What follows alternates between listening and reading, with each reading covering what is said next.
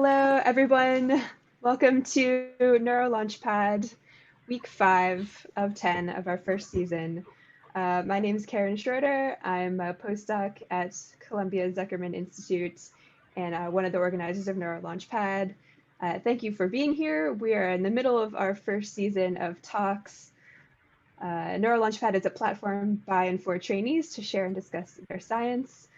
And we're currently scheduled through the end of January. You can check out the schedule on our website, neurolaunchpad.com, or our Twitter. So far, we're having a lot of fun. So we hope to continue the talk series moving into the future, and we should be accepting abstracts for the next season fairly soon. So stay tuned for that. We'll definitely announce that on our Twitter and our website. Today, our theme is flexible decision making, and we have 2 amazing talks coming up. If you have any questions for the speakers, and I hope you do, please submit them in the Ask a Question box. And we're going to have time for Q&A after each talk and hopefully get some nice discussion going too about the work. So my background personally is in the motor system in non-human primates, but I'm very interested in decision making, particularly related to action selection. As more of an expert in the field of decision making, here we have Ali Mohebi from UCSF, who's a postdoc in the Burke lab, and he's going to be helping me moderate and field questions. So I'll introduce our first speaker for today. Very happy to have Herbert Wu. He's a postdoc working with Richard Axel and Mike Shadlin at Columbia in the Zuckerman Institute, where I also work. So it's a familiar face. And before that, he earned his PhD from Harvard, working in the lab of Catherine Dulac. And so without further ado, I'll let him start his screen share.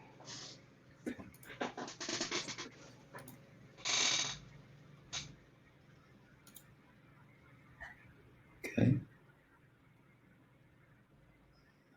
Can you see my screen? Can you see my cursor? Perfect. Okay. Okay. Yes.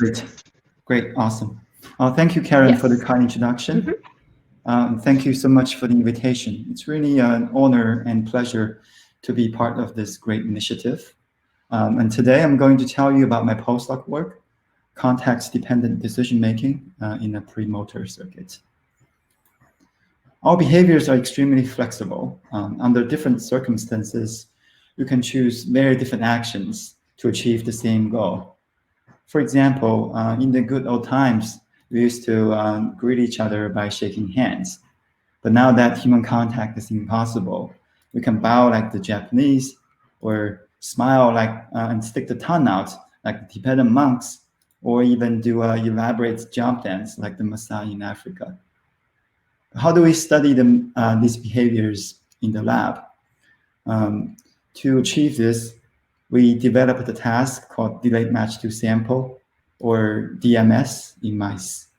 So in this task, head-fixed mice are presented with 2 olfactory stimuli, sample and test, separate by a delay, and must determine whether these 2 stimuli are the same or different by looking to the left or right.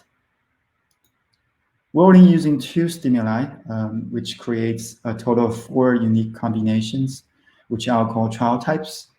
And match instructs left, and non-match instructs right. In a sense, this task is a variant of the logic exclusive OR problem, where these 2 inputs are not linearly separable. And traditionally, DMS is used to study working memory, but now we're using this task to study context-dependent behavior. Because if we look at this task differently, the sample odor is actually the context that establishes the association between the test odor and the response. So for example, when test A is preceded by sample A, look left, but when test A is preceded by sample B, look right. So I know context is a general word and can mean different things for different people. Here, context simply means a stimulus that can modify a sensory response association. DMS is ideal to study context-dependent decision-making because it provides the minimal components of task that includes both the context and the cue. And here the context really well defined compared to many other tasks where, such as contextual field conditioning, where the nature of the context is unclear. And the animals must make fast dynamic association between the cue and response on a trial-by-trial basis. And because of the delay here, animals must also hold the sample stimulus in their memory for a short period of time. This delay really provides a clean separation of the time when the sample or context is given from the time when the decisions are made. And using this task, we can then ask two questions. First, how is context represented in the brain? Is it represented by persistent spiking during the memory delay, or can it be supported by other forms of activity? And second, how does context enable flexible association between test and response?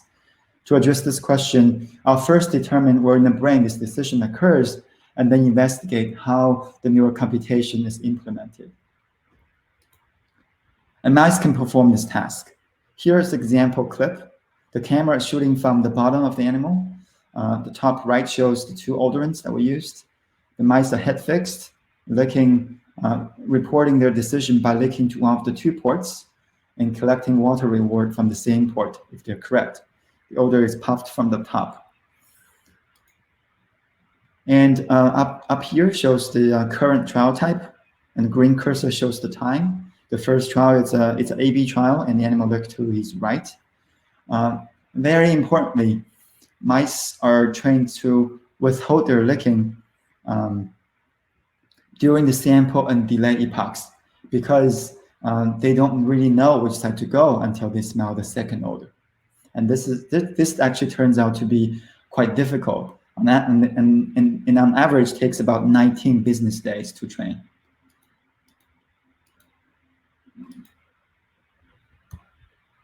Okay, let's start with the first question.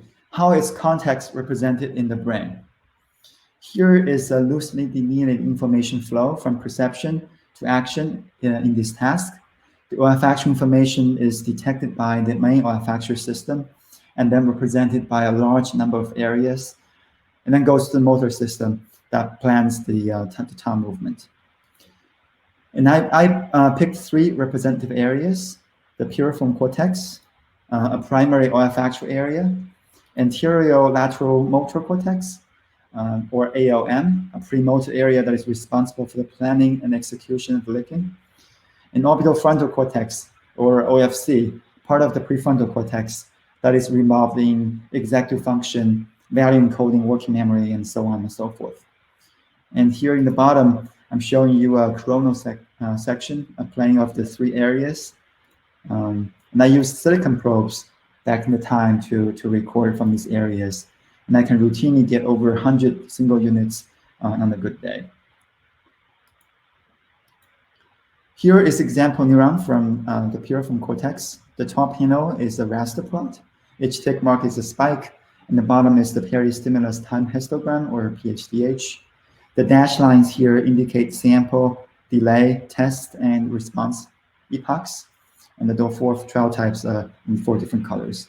And this neuron, as you can see, has a transient response to sample odors and is selective for odor B. It shows the same response at the time of test, and this response is independent of the history of the sample.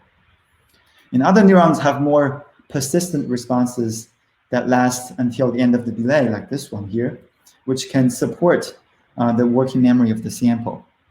And there's also interesting modulation to the test response to the AA trial type. And in this histogram on the right, we can then look at the sample selectivity of all the neurons using a simple RLC-based selectivity index. Neurons with positive indices prefer odor A and negative for odor B. The light colors indicate all the neurons, and the shading indicates the selective ones. And you can see that the sample selective neurons are predominant in piriform, and to a less extent in OFC and ALM. The counting window here is in the sample epoch, but the histogram is pretty similar if we use the delay epoch or if we look at the test odor. We can also train a support vector machine decoder to classify the sample odor identity using the neural responses from each of the 3 areas. Here, each thin line is the data from 1 session, and the thick line is the average. The decoding accuracy using pure form is high and remains elevated through the delay.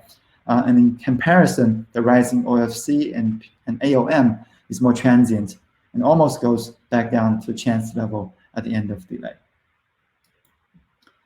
But the responses in ALM have a different landscape. Here's one example neuron from ALM that clearly prefers non-match or the correct trials. Since in this plot, I'm only using correct trials, the non-match and the correct trials are congruent. And we can use a similar index to quantify the choice selectivity. And ALM is dominated by choice-selective neurons with fewer of them in OFC and piriform. So the neural recordings show the graded representation of sensory evidence and choice across the 3 areas that we've sampled. And the persistent odor response, especially in piriform, appears to be capable of supporting the memory of the sample or context.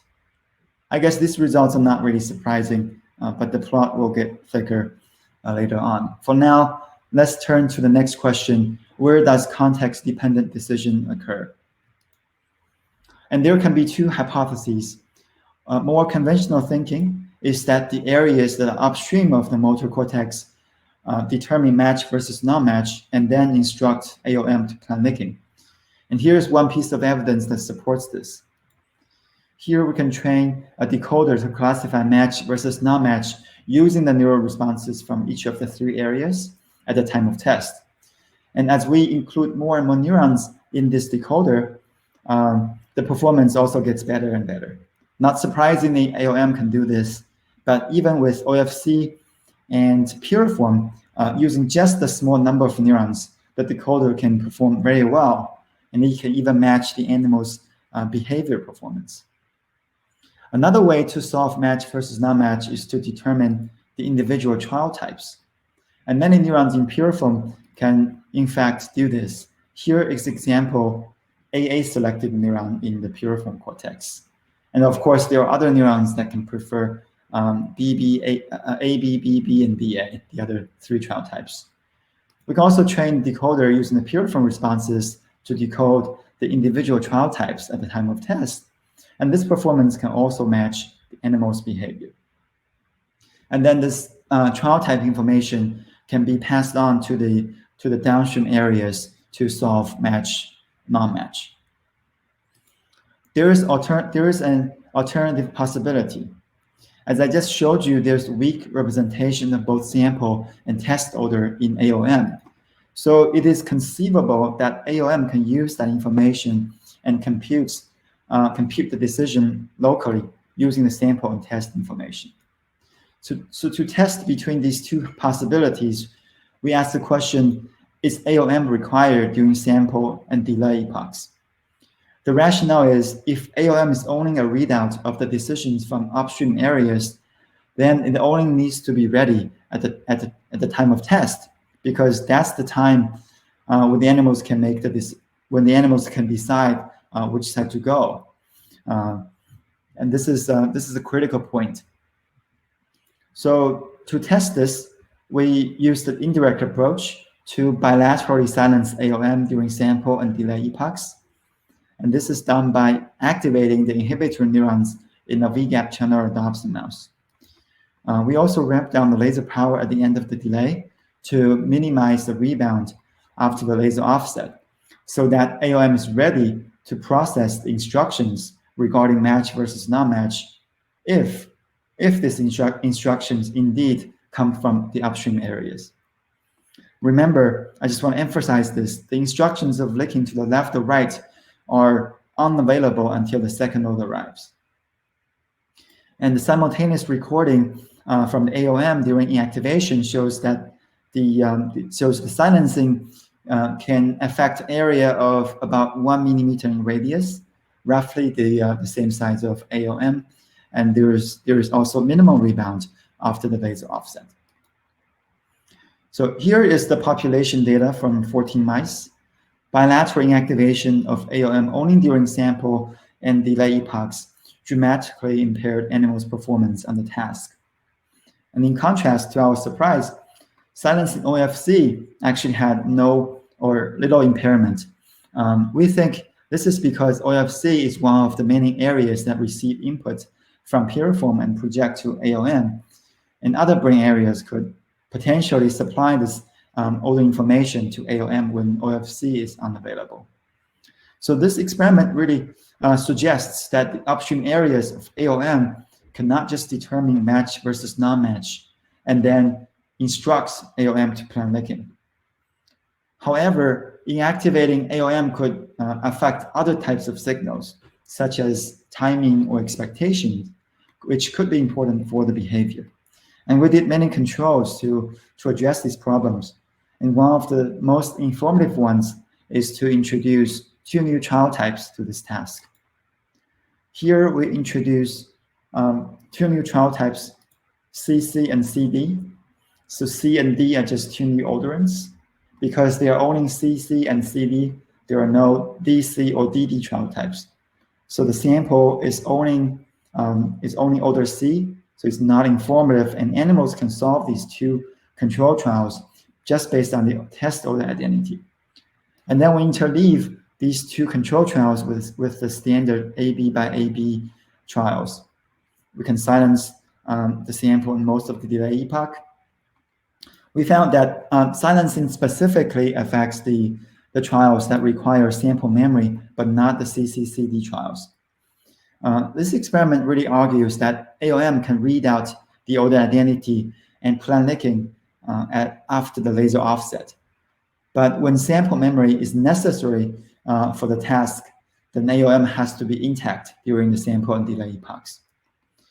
But so the sample information is required in ALM to solve the task. But our electrophysiological recordings showed only a weak representation of the sample in ALM. So how does ALM compute this decision? We decided to take another look at the neural responses in ALM using calcium imaging, because electrophysiology tends to undersample neurons in the superficial layers. Also, with calcium imaging, we can easily look at hundreds, if not thousands, of neurons at the same time. And here, I use the transgenic approach to image the responses of ALM neurons. And we can also find similar neurons that similarly we've seen in electrophysiology. Here, we're looking at 2 example choice and sample-selective cells. These are delta F over Fs, and each row is a single trial. Then we focused on the sample responses of these neurons, since that's what we came for. Here, each row, in this plot, each row is a single neuron, and we're looking at the sample selectivity. Neurons are sorted by the strength of their selectivity. Now we can compare these neurons across different layers. Interestingly, we found a strong enrichment of the sample selective neurons in the most superficial layer. It's almost the first layer that you see in imaging. This enrichment is not just because we found less neurons in deep layers or the responses are weaker. In fact, choice-selective neurons are comparable across all the layers that we can image. We can also show this with the decoder that's trained with the calcium responses from each of the 5 depths that we imaged. These layer 2 cells really outperform all the other layers in classifying sample identity, but they all perform similarly when classifying the choice. These layer 2 cells really required for the decision. Here is an attempt at that question using the approach along the line of choice probability. So this plot here shows the error rate of the animals when sample-selective neurons are exhibiting trial-by-trial variability in their sample responses. So a given sample-selective neuron has its preferred odor, let's say odor A, which means this neuron normally has a strong response to A, but in some trials, this neuron will have a weak A response, and in some other trials, a strong response to B. And this plot here shows that when neurons responded weakly to their preferred odors, to the left, on the abscissa, or when they responded more strongly to their non-preferred odorants up here on the ordinate, then the animals are more likely to make a mistake. In other words, when these layer 2 neurons are not optimally encoding the sample information, animals are more likely to make mistakes, suggesting that these layer 2 neurons are important for the behavior. Of course, this is not causal evidence, and in my future work, I'll try to address this problem with layer-specific inactivation. I'd like to remind you that ALM is not the only area that represents the sample information. So let's zoom out of the ALM and look at the circuit again. Here, we model the DMS task with the circuit components and perturb it in the simulation. So in this model, we include the 3 stages representing piriform, the intermediate areas, and ALM. And we can control whether each stage can form persistent representation of the sample by controlling whether or not the recurrent connections can be modified during training. And here are the 3 scenarios when every area can be persistent, or only when upstream area is persistent, or when ALM is persistent.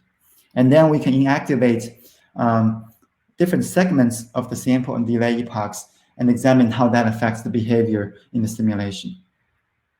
So if persistent sample representation is only maintained by areas upstream of ALM, as shown by this purple color, inactivating ALM has no impairment. This recapitulates the logic of our experiment that I showed you earlier, because in this case, ALM is simply waiting for the instructions from the upstream. And on the other hand, if the persistent sample representation is only represented by ALM, shown by cyan color here, then inactivating ALM during sample and delay will cause dramatic impairment, because you have knocked out the only area where the sample information is available. And it almost doesn't matter if you do it sooner or later. And only when sample information is represented in all 3 areas shown by this black color, the activation has a graded pattern. And this is actually what we see in the real experiment in the mouse. There is a small discrepancy, however. In the simulation, the inactivation during late delay fully recapitulates the defect from inactivating the entire sample and delay, which is inconsistent with our observation. So this suggests that sample memory is not supported not only by persistent spiking, because if so, then silencing the late delay should knock out the persistent spiking and recapitulate the effect of silencing the entire sample and delay. So other mechanisms of working memory could be at play here, which I'll employ in my future work as well. So just to quickly summarize, I developed a left, right delay match to sample task in mice, which allows us to study flexible decision-making using the powerful tools in mice. We found graded representation of perception and action across the 3 areas, and the sample memory seems to be maintained by a network of brain areas. And I found an unexpected role of a premotor cortex in a cognitive task. And so ALM neurons are known to guide tongue movement. But my experiment showed that ALM cannot be told of the answer. Instead, it actually needs to compute the decision locally using the odor information. It's worth pointing out that we're not arguing ALM is the only area where the computation occurs. And finally, using calcium imaging, I showed that the contextual information is represented far down the road of the sensory motor hierarchy by a layer of layer 2 cells in ALM. And in my future work, I'll use this layer 2 cells as an entry point to further understand the computation of this decision. And with that, I'll thank my advisors, Mike and Richard, my collaborators, and all the colleagues who have offered generous help in this project, and funding agencies. Thank you for your attention. I'll be happy to take questions. Thank you so much. Really, really nice talk. I think these are really beautiful experiments. Let's I have a couple questions, but I see there's already a question from the audience. Maybe let's take that one first. So the question is, have you performed inactivations during the delay in the sensory area? If not, could you speculate what do you think would happen if you did that? In the sensory area, let's say the piriform cortex, right? We haven't done that experiment. One problem is the sort of practical because piriform cortex is a huge area, spans about 4 or 5 millimeters anterior to posterior. But there's one group in the Institute of Neuroscience in Shanghai. They had a similar task. It's a go-no-go task, and they inactivated interior piriform. They actually showed the anterior piriform is also essential for the task if you silence it during the delay period, which is not inconsistent with our result because we try to argue that the sensor information is supported by a network of brain areas. So I have a question. So when you're doing the inactivation of ALM, the animals all still respond. They also respond during the, yeah. And I think I've heard you say, if not in this talk, then maybe previously, that they don't have any change in reaction time to their responses, which I found interesting. I would sort of speculate that if they were missing some information due to the ALM inactivation, they could perhaps deliberate a bit more and perhaps, you know, activity could enter from another area like the OFC during that time, but they seem not to take that strategy. What's your... Yeah. That's interesting. That's a great question. I guess you went to my previous talks too. So there's no consistent change on the population level in terms of the reaction time. However, in some animals, there's actually a sort of significant change in their reaction time. And what's happening is a lot of the animals develop this bias when they don't know which side to lick. So sort of in opposite to what you predicted. They don't have enough information to make the decision. They don't really need any more time to deliberate. What they do is simply to pick their favorite side, left or right, and then just guess by licking to that side because they still have 50% chance to be correct. And to do that, they actually have a shorter reaction time when they do this, and we've seen that in many animals. But overall, there's no consistent change. Another thing I just want to say is, even though this bias makes perfect sense, if we artificially remove this bias effect, inactivation still has a strong effect on their behavior. So the bias doesn't explain all of the defect in their behavior. And if I may ask a question, thank you, very good talk. I mean, so this maybe goes back to your earlier slides. I mean, I appreciate you calling this a context decision-making task and not like a working memory. But I was wondering about the choice of odor olfactory that you picked for the sensory cues, because then we might have some concerns about like memory maintenance, for example, that you were saying that during the delay period, is the odor actually gone? Or is it even the molecules, are they stuck? And why did you not choose like visual or auditory cues, for example? Yeah, so first of all, we confirmed this rapid kinetics of the odor delivery. So this is sort of measuring how fast the odor is cleared away from by measuring the PID. But of course, we can't argue because if the odorants actually gets stuck in the mucus or the olfactory epithelium, that we can't control. The rationale behind this choice of using odorants is that olfactory stimuli seem to be more physiologically relevant because of the primacy of olfaction in rodents. So training it's a bit easier. I think there are other groups, they've tried to train mice with auditory or visual delay match to sample task. It's not impossible, but it's definitely much more difficult. So yeah, there's Okay. Yeah. So we have another question from the audience, from Wilbur. Actually, Wilbur, I'm going to invite you up on screen if you want to come up. If you don't want to come up, that's okay too, but you can ask your question on camera. Let's see if he'll come.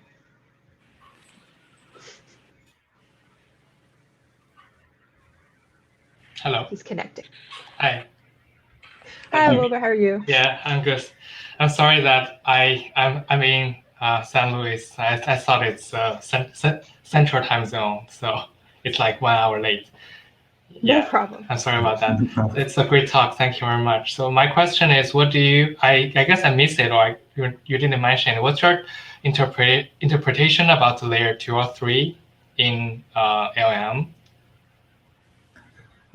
Yeah, so our interpretation or hypothesis is that the layer 2 and 3 cells, or the superficial layer, represents the sort of the sensory or the perception information, and then during the memory delay, and then they pass that information onto the deeper layers that allows the deeper layer to compute the decision.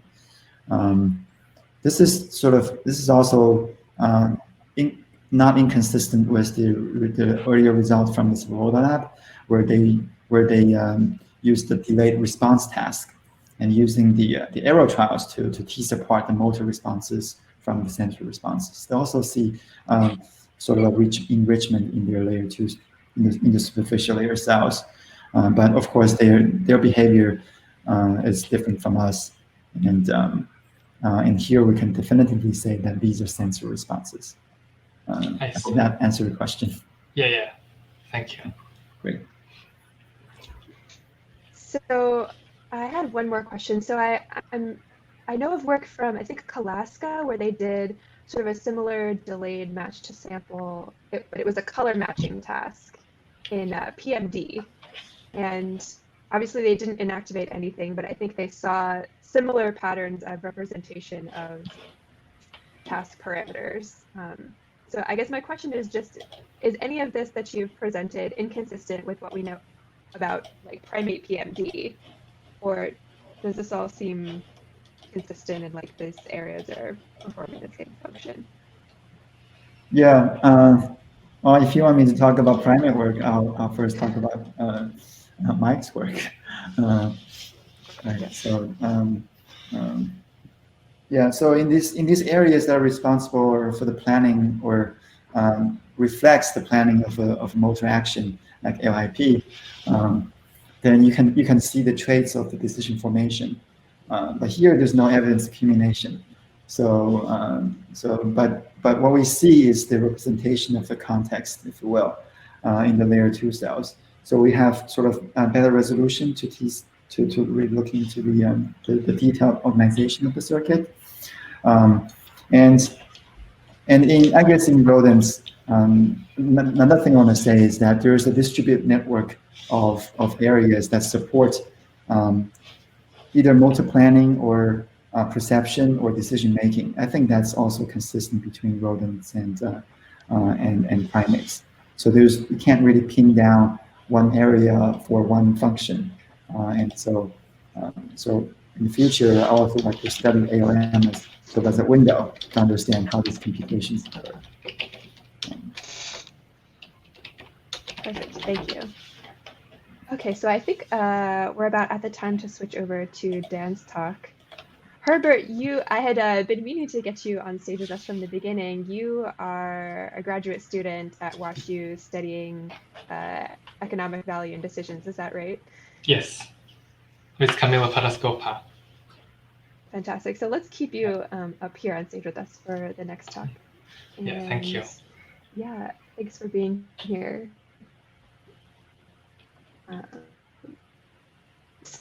So let me,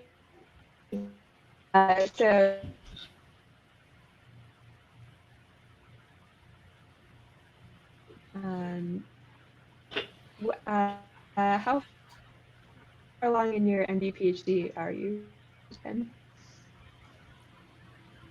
Sorry, you cut out for a second. What was the question? I can do that. Previous to that, he did his bachelor's in biochem and physics at WashU. Actually, so maybe, I don't know if you and Wilbur overlapped at all. Oh, what's going on now? We've got a network error. Okay. Hopefully they can reconnect.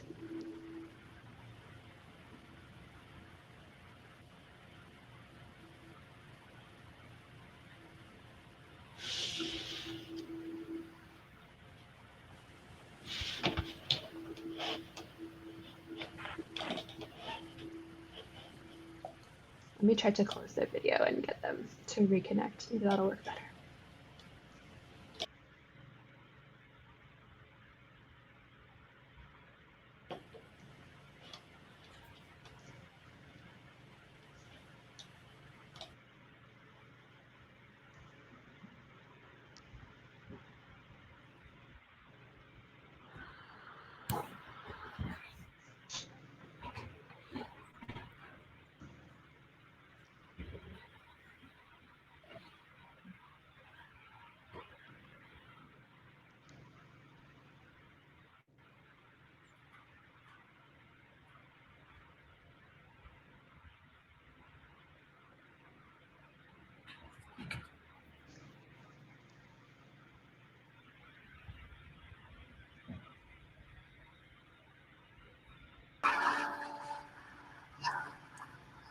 All right.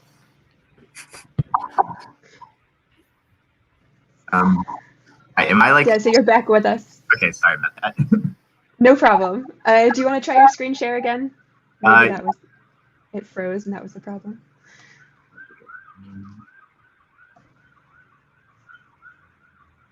Sorry? Okay, here we go.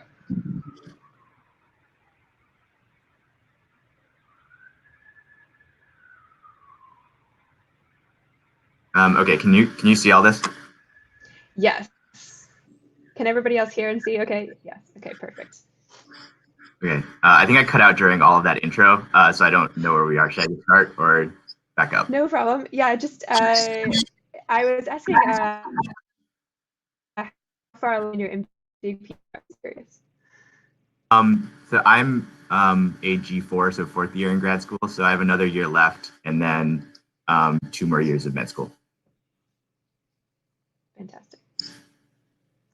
All right, take it away. Okay, so I'll be continuing with kind of our theme for the day of flexible decision making, and then just jumping right into it. So decision making, of course, as we all know, is extremely complex and encompasses a rich set of sort of diverse behaviors. One axis along which we can characterize decision making is the degree to which actions are goal-directed versus habitual. So on the one hand, goal-directed actions are those that we perform based on expected outcomes and therefore rely on these learned action outcome associations. What we call contingencies to guide future choices. And so one key feature of goal-directed actions is that they are flexible. And in this context, this means that they're sensitive to changes in contingency. So just kind of an example that we should all be familiar with, considering our morning commute. This is a set of actions that you are doing sort of with the goal of arriving at your destination on time. And so when you're first mapping your route, for example, if you encounter heavy traffic one day and you're late because of it, then you're quite likely to then modify your actions on subsequent days in order to achieve your particular goal. And so those same actions usually over time or with repetition can become what we call habitual. And this means that they're triggered by context or environmental stimuli. So in this example, for instance, being in your car, on a certain road at a certain time of day can kind of automatically trigger you to perform this set of actions. And this is thought to be adaptive insofar as it can free cognitive capacity for you to sort of think about other things while performing routine tasks. However, habitual actions are also inflexible, and that means that they're insensitive to changes in contingencies. So if you, for example, compare the first week or the first couple times that you commuted to work, you're much more likely to drive a different route each day, based on what gets you there faster. But then if you consider like the 1,000th time that you've driven a route, you're much less likely to change your behavior, even if you encounter a negative outcome like traffic one day. And so we're interested in these behaviors not only because, or these processes not only because of their involvement in sort of daily life and activities, but also because over-reliance on habits is thought to be a core feature of many neuropsychiatric conditions, including cocaine addiction. And so we're particularly interested in this in our lab, and in this example, cocaine use is often initially goal-directed, right, driven by a specific desired outcome, but can become more habitual over time. And the same sort of contextual, environmental, interpersonal cues that can trigger drug-taking behavior, which have become inflexible and more insensitive to negative consequences. So we study these behaviors in rodents, in particular in mice. So I'm going to just walk you through the tasks that we use. Mice here are first trained across several sessions through nose poke in 2 distinct apertures, each one reinforced with a food pellet. Then they're given isolated access to one aperture where responding remained reinforced, followed the next day by access to the opposite aperture, where here action or nose poking actions are no longer reinforced, and instead pellets are delivered non-contingently, in other words, for free, at a rate equal to this previous reinforced session. Thus, for one aperture, the contingency or the predictive relationship between action and outcome is maintained, while for the other aperture, that contingency is degraded. And so here on a 3rd day, mice are again given access to both apertures during a brief choice test, and we just record which aperture the mouse prefers to engage. And so here is some like sample data in which is an example of mice that are able to integrate contingency information into future response strategies, something that we call causal learning. And these mice will preferentially engage the aperture associated with the previously reinforced contingency. Meanwhile, mice that fail to exhibit flexible contingency-guided action respond equivalently on both apertures. And so in the context of cocaine, one useful feature of this task is that we can actually use different reinforcement schedules during training to influence sensitivity to changes in contingency. So here you see in the kind of the first half of this training, mice trained under a fixed ratio conditions, they typically display goal-directed choice, which is reliably disrupted by prior cocaine exposure. Meanwhile, extended interval training here typically biases mice towards habitual choice, and this underscores the multimodal capacity of our task to detect deficits in causal learning, which will become relevant a little bit later. But in the meantime, we wanted to assess neurobiologically what are some of the correlates of cocaine exposure, and for this, we looked in the orbitofrontal cortex, or OFC, which is a brain region which is known to be involved and crucial for processing outcome expectancies across many different tasks and kind of behavioral modalities. And so to do this, we examined the density and morphology of dendritic spines, which are the primary postsynaptic site for excitatory neurotransmission and plasticity within the brain. We use a transgenic mouse that expresses this yellow fluorescent protein in deep layer pyramidal neurons and perform high fidelity 3-dimensional reconstructions of these dendritic morphologies. And this revealed that cocaine results in a significant decrease in the density of dendritic spines on these neurons. And digging more into the morphological data, we see that that effect is primarily driven by this loss of these mushroom-shaped spines, which are comparatively more mature and contain more stable synapses than their thin and stubby shaped counterparts. And so because we see this effect in this postsynaptic structure, the next question we wanted to ask was to identify which OFC synaptic inputs might be governing causal learning and memory. And so one prime candidate for this are projections from the basolateral amygdala, or the BLA. And so in order to study this, we turn to a projection selective chemogenetic strategy using a combinatorial viral vector approach to target a GI coupled chemogenetic receptor to specifically these BLA neurons that send projections to the OFC. And so from here, we actually just have one more kind of additional experimental question, and that is when, during our task, we want to inactivate these neurons. And so for this, the interesting thing about causal learning is that it's actually sort of 2 processes in one. The first involves encoding new contingency information here during this memory encoding period. And the second is the retrieval of that information during subsequent choice epochs. And so we focus first here on the memory encoding phase.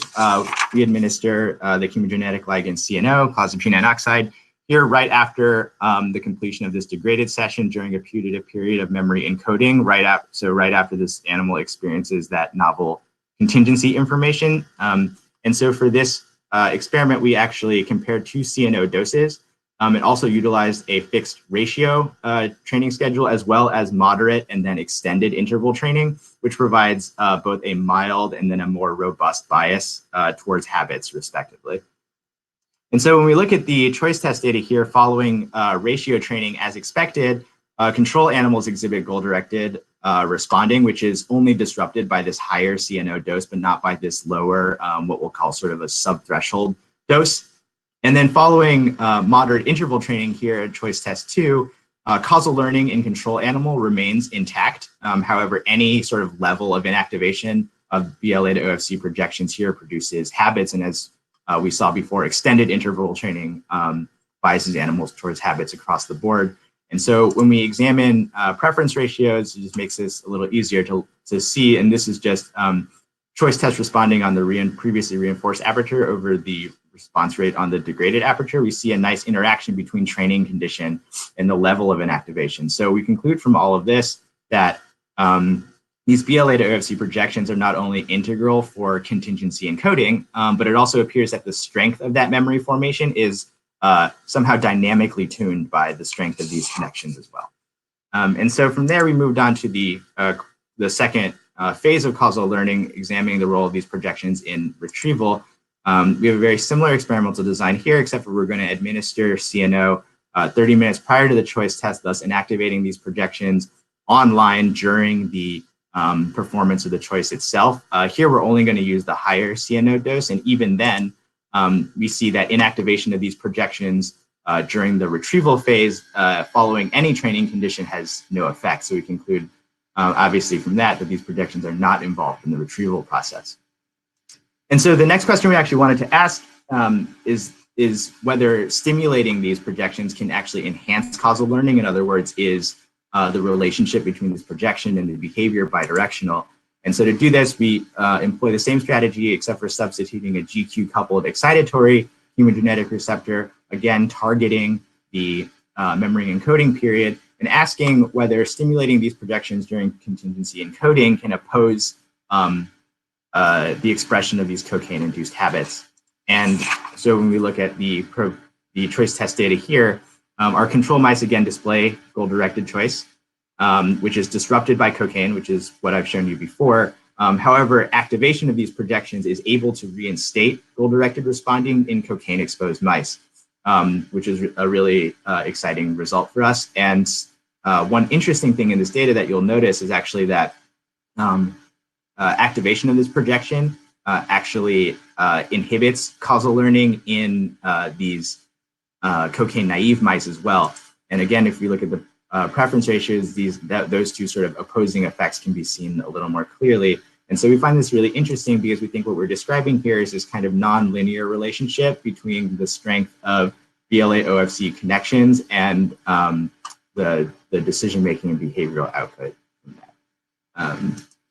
And so here's kind of an interim summary of what I've shown you so far, in that these BLA-OF2 OFC projections appear to exert bidirectional control over contingency encoding, but are no longer required during contingency retrieval later on. And so we hypothesize, the obvious question that arises from this is, what are the circuits that mediate this retrieval process? And we hypothesize that downstream efferents from the OFC may perform such a function. And so to identify some of those potential outputs, we focus on two candidates. The first is the dorsomedial striatum, or DMS.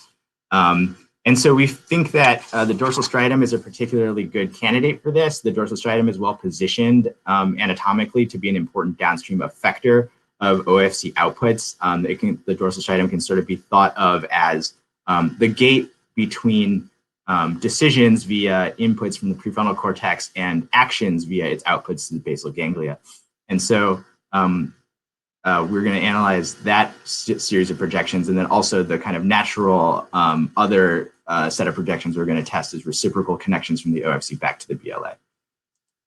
And so here, focusing first on these OFC to DMS projections and their role in retrieval, we're actually going to, in this case, first assess the effect of inactivating these projections during contingency encoding. We're going to then retrain these mice and then assess again the effect of inactivating on the retrieval process. So it's kind of like two birds, one mouse, I guess you would say. And so here, when we do these inactivations, we actually see that inactivating these projections disrupts causal learning both during the encoding and during the retrieval phase. And so when we do this again with our OFC to BLA projections, we find that inactivating these projections during either phase has no effect. And so we can kind of get a little bit of a more clear picture of the circuitry involved here, whereby contingency information appears to be transmitted in a directionally defined manner, where OFC inputs from BLA are required to encode new contingency information, but that information is later retrieved via OFC outputs to the DMS that's independent of those original inputs. And so this pattern suggests to us that this newly learned contingency information may be stored or otherwise stably represented within the OFC somehow. And so the question that we ask here is whether there exist OFC ensembles that encode a memory trace of learned action variables, in this case contingency, to guide future choice. And so the idea here is that during memory encoding, a certain ensemble or group or pattern of neurons is activated within the OFC, and that these same neurons somehow store or stably represent that new learning, but remain in a latent or a dormant state.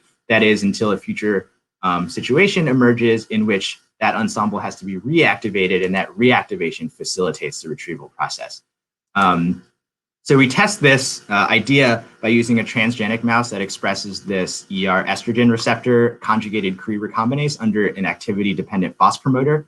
And so here, active neurons will produce the fusion protein, the transgenic fusion protein, which is localized to the cytoplasm and thus inactive. But when we administer the estrogen receptor agonist for OHT or for hydroxytamoxifen, this protein is trafficked to the nucleus and catalyzes recombination of our virally introduced Cre-dependent construct. And in this case, that's going to be an inhibitory chemogenetic receptor. And so here we administer tamoxifen immediately following the degraded session in our task, thus capturing neurons that are active during the encoding of novel contingency information. And then we later inactivate this same population of neurons during the choice test during that retrieval phase. And so when we do this, we see that when we inactivate this specific population of encoding activated neurons during retrieval, we can disrupt goal-directed choice pretty robustly. And you can see that clearly here in the preference ratio. So of course, we're really excited about this result, but one remaining question that we have is sort of whether this effect could be achieved by inactivating like any random set of OFC neurons. In other words, how specific is the effect that I just showed you with respect to new contingency learning? And so here we performed a parallel experiment where we administered tamoxifen following the session preceding the degraded session. So here we're going to capture a population of neurons that's active during a period that's otherwise identical to the degraded session, except for it features a familiar rather than a novel contingency. And so when we do this and inactivate that population of neurons later during the choice test, during this retrieval phase, we see no effect on the choice behavior. And so when we quantify the number of active neurons that we capture with our technique, first and foremost, we see that in this vehicle case, there's very little, very sparse, if any, tamoxifen independent recombination, which is good to see. And furthermore, we see that more neurons were active during in this novel contingency condition as expected compared to this familiar contingency condition. However, if you sort of look at the quantification, there's still a significant amount of activity here in the familiar condition. And so these neurons are likely responsive to sort of some aspect of the task environment, but their reactivation is ultimately not involved or necessary or otherwise inform choice behavior during the retrieval phase. And so here we demonstrate that OFC neurons do indeed encode a memory trace for learned contingencies, and that the allocation of neurons into such an ensemble appears to be specific for novel but not familiar contingency information.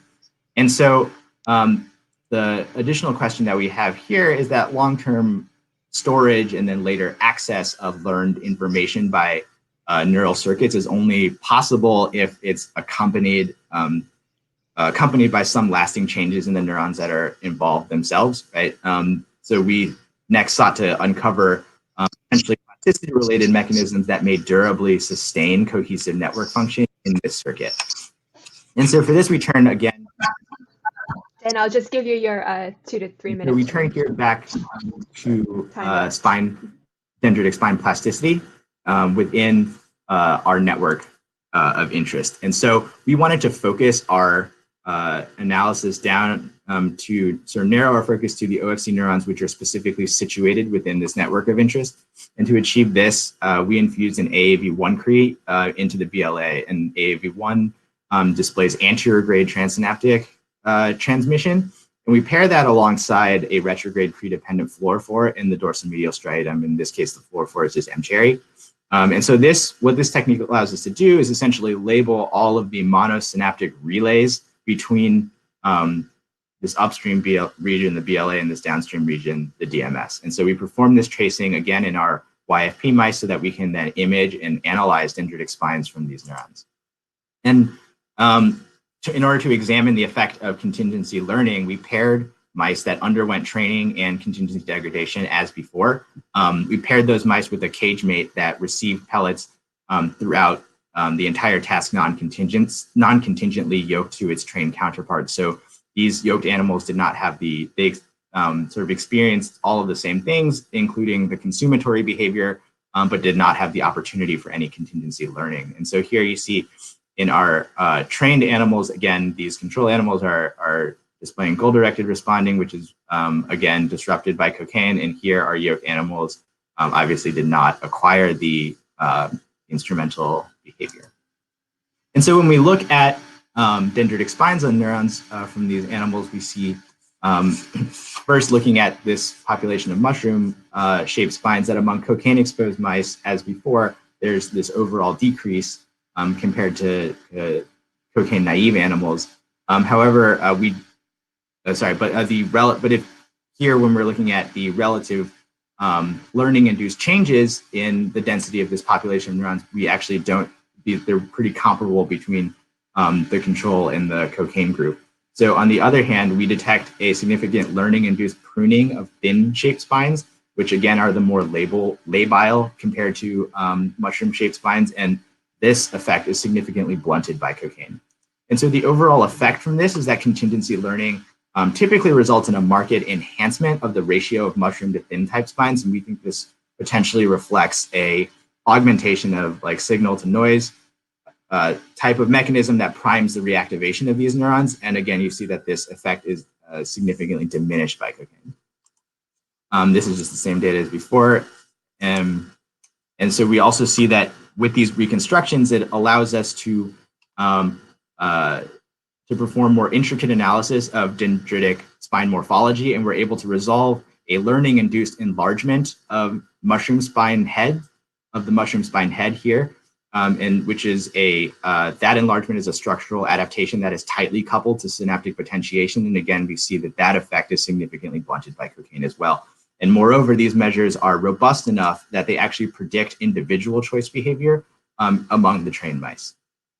And so in an attempt to kind of put it all together, what we think we're describing here is a coordinated amygdalo-frontostriatal network that governs causal learning and memory. And so and they govern separable features of causal learning and memory, which function in concert across different timescales to enable flexible decision-making. And moreover, the OFC appears to serve as a critical locus within this disynaptic circuit, providing the temporal link between memory, encoding, and retrieval processes, and thus bridging the sort of initial learning of new contingency information with its future application. And so with that, I would just like to thank of course, all the members of my lab here seen in our little Zoom window. And additionally, Liz Pitts, who was a former grad student in our lab, a lot of her work was sort of the genesis of this project, and also Britt Kachoyan, who is a rotation student in our lab as well. So with that, I'd be happy to take any questions.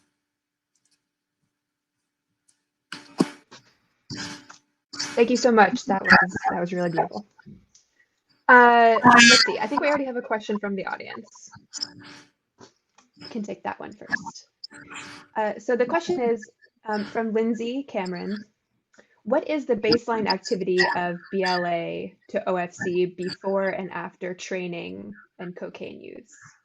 And how do you know that manipulating this circuit during behavior produces something real versus something you could find endogenously and or an artifact of activating the circuit? Okay, I guess I'll take that one at a time. The first component of that question was what is baseline? So so obviously in this project, we're not recording activity from these neurons. I don't know what, in terms of our task at every stage, for instance, like early on in training, sort of intermediate or late in training, what the involvement or what the neural activity of this projection is. So I guess I don't really understand. I'm having a little bit of trouble understanding the second part of this question. Oh yeah, maybe let's see if I'll try to invite Lindsay up. Maybe she can ask the question that would. Yeah, I guess maybe addressing the first kind of clause of that about whether we think this inactivation produces something that is real. We have, of course, run all the controls where we administer the same dose of both CNO and its metabolite clozapine in animals that don't express the receptor, and that doesn't have any effect on any of our behaviors, either in the encoding or retrieval phase. For what that's worth, I'm not entirely sure that's answering the question being posed here.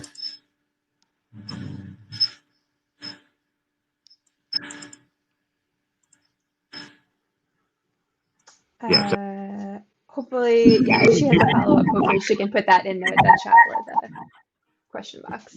Yeah, and definitely, I don't know if our information is out there, but definitely feel free to shoot me an email. I have a question. Could you say a little more about that individual choice behavior in that last experiment? Yeah, so let me, sorry, I think I bailed on my screen share too early there. Yeah, maybe if we could get the slide back. Yeah. Oh, that's okay.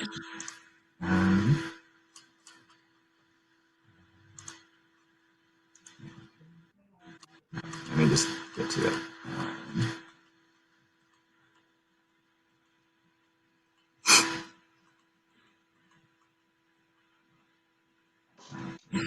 So yeah, here at the very end. So these two effects that we saw, both the enhancement of the ratio of these mushroom to fin type spines, and also in this increase in mushroom head spine volume, if we plot them as a percent change. So this percent change is a comparison between each trained animal to its yoked counterpart.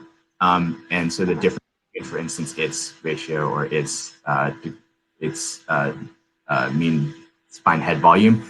And so if we plot that against on the choice test, which I showed a couple of slides before here, you can see that what we're plotting on the Y is the preference ratio that I showed from my previous graphs. And so a value of 1 here is no discrimination between the two apertures, and kind of higher numbers that are more quote unquote goal directed or show a higher preference for the previously reinforced versus degraded aperture.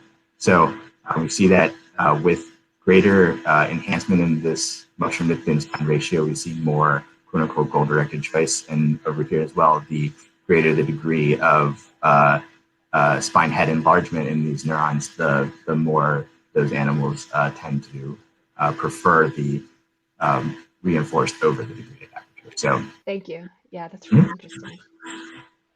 Oh, so we have Lindsay here.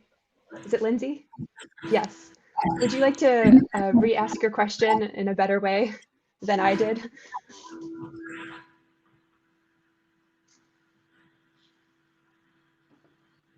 Her video is not working the best. is this just my internet again? Because No, I think you're frozen, Lindsay. I apologize for the technology failing us. Let's try to toggle her video back on. Is that better? Oh, yes. Am I here? Yes, I can hear you now. Hello? Hello, hello, Lindsay? We can hear you.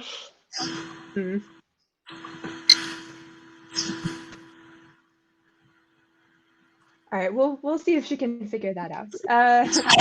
Let's see, do we have any other question from the floor? Otherwise, I can ask a sort of more philosophical question. Actually, I have a question. I'm sorry. Yeah, can you hear me?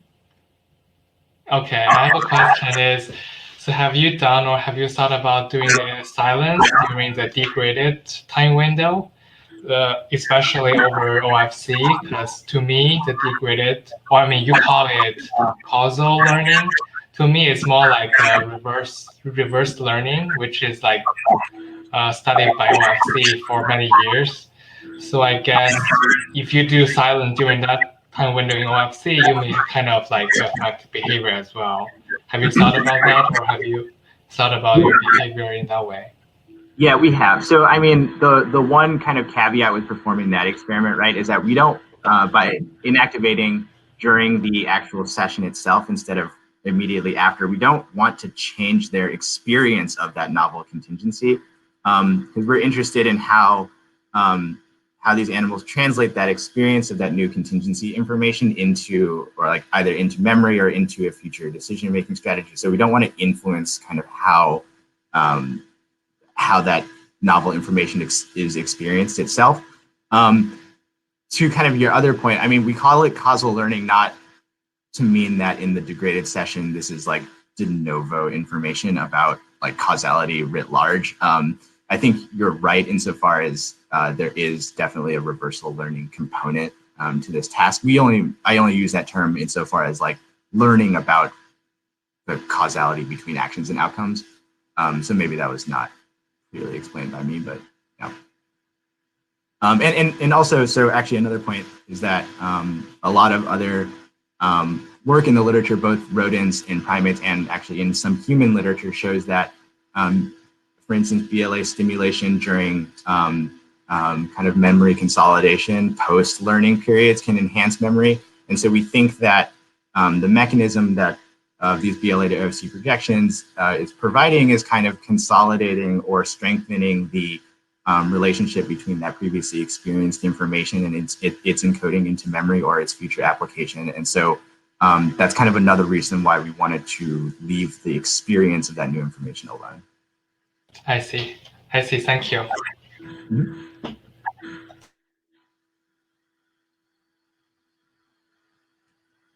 I think, Karen, you had another question. All right. Yes.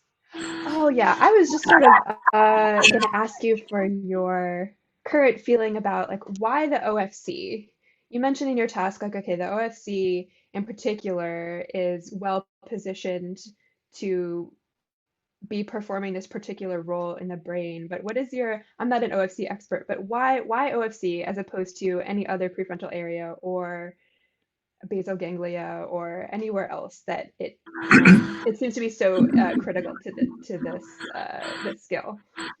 Yeah, so I guess we can approach that question from a couple of ways. Like one is just based purely on kind of our empirical observation, right? The reason why we had this hypothesis about the memory trace existing in the OFC is because we've identified this projection into this region that encodes controls the encoding phase, but then is sort of dispensable during its retrieval, right? And so that kind of implied to us that wherever that information is being stored is either in the OFC or a synapse or in a synapse or a series of synapses downstream of it. And so I think the sort of brunt of this question is actually that, right? Like the BLA broadcasts a lot of projections to many different regions, including a lot of dense projections to other prefrontal cortex regions like the medial prefrontal cortex, and all of those regions are also projecting to the dorsomedial striatum and dorsal striatum writ large.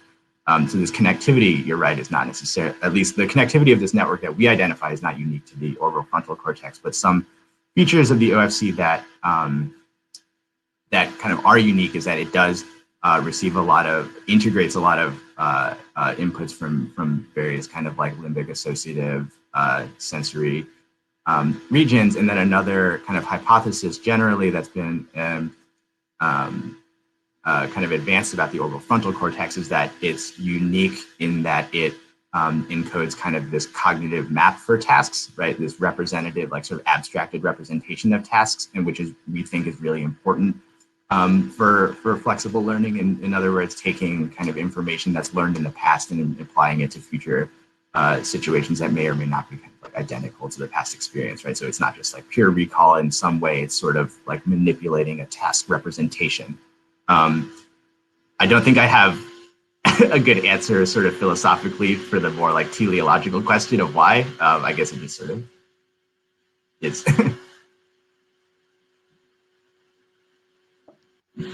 No, thank you for that. Yeah, this makes sense to me. Wilbur, were you going to say something? Oh yeah, I was just gonna say this task. I'm using this task and study OFC makes sense to me because, I mean, to me this task is like a modified reversal learning, and OFC has been well established as a brain area in this kind of learning. So starting from OFC, it makes totally sense to me. And I think now the people start to studying connection from BLA to OFC. That's also the trend. So I guess that's back to Dan's point. So I feel like it makes sense to me that to study OFC in this study. Yeah, that's what. And actually bringing some work both from actually Wilbur from your lab and from people like Jeff Schoenbaum have shown that like one kind of unique characteristic of orbitofrontal function in the context of decision making is that it's not necessarily involved for processing kind of established choices and familiar and established decisions, but really becomes important and comes online when sort of unexpected factors are experienced by the animal and that kind of switch in behavior has to be made. Yeah, I agree with that. Great, glad we're on the same page. Yeah. Awesome, fantastic. I think that does it for our time, but this was super fun. Thank you everyone for being here and for the audience for being here. And we'll see everybody next week, for some of you.